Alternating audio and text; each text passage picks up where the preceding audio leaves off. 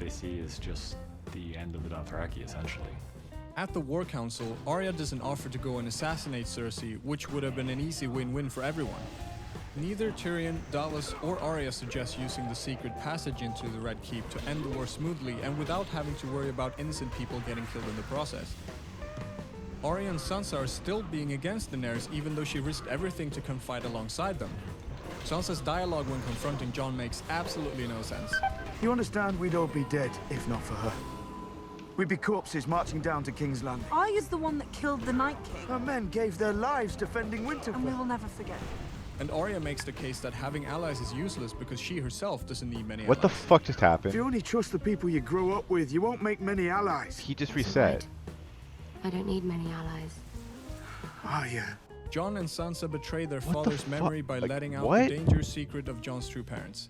The secret that Ned kept for like 15 years, both within days after learning it. Rhaegal needs to heal, but Drogon, who was overrun and hacked out by whites, is just fine and perfectly writable. Jon doing Ghost dirty by not properly saying goodbye to him. Jaime and Tyrion, the two infamous Lannister brothers, being alone and unguarded in some northern house. And then Bronn shows up with his semi-automatic crossbow that literally reloads in 2 seconds. And then he settles for the unlikeliest of deals without any guarantees whatsoever. Hi, God. Daenerys' fleet sailing into enemy territory without scouting first. And of course Daenerys not noticing the 11 enemy ships from way up in the sky. While Dany kind of forgot about the Iron Fleet and Euron's forces, they certainly haven't forgotten about her. Euron's fleet gets 3 hits when shooting from behind a rock, but not once when Drogon comes flying straight at them. Daenerys making the decision to retaliate by flying straight at the scorpions that just killed Rhaegal, then pulling sideways, making Drogon a bigger target, and not coming back around to burn the ships as they reload the scorpions. Euron not chasing down and killing the people who reach the beaches of Dragonstone. There are no traps or enemies waiting inside of Dragonstone as Daenerys and her people arrive. Tyrion and Varys discussing treason in a hall where anyone could hear them. And Varys changing his mind about Daenerys just like that after having invested so much Still in at her. the base.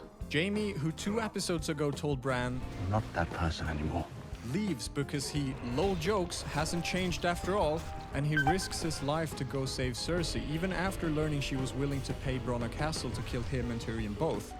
Daenerys and her God, army they who just were keep held up at going. Dragonstone somehow makes it to King's Landing before Arya and the Hound, who also left before them. Daenerys herself going to King's Landing, bringing Drogon and her whole party, getting them all into range of which is now tens if not hundreds of scorpions. The surroundings of King's Landing being desert all of a sudden, despite winter having come. Cersei not killing everyone despite being able to, especially Tyrion even though she's wanted him dead for years and having hired an assassin to kill him. I'm still here, by Euron the not way. reacting to Tyrion's talk of Cersei's baby. The only way Tyrion could have found out about the baby was either during his meeting with Cersei in season 7 or from Jaime after Oh he'd my gone north God, to I fight lived. for the living in episode 1. Both happening before Cersei had sex with Euron. Missandei standing close to Cersei got it. without trying to tackle or throw her down to a certain death, despite urging Daenerys to defy Cersei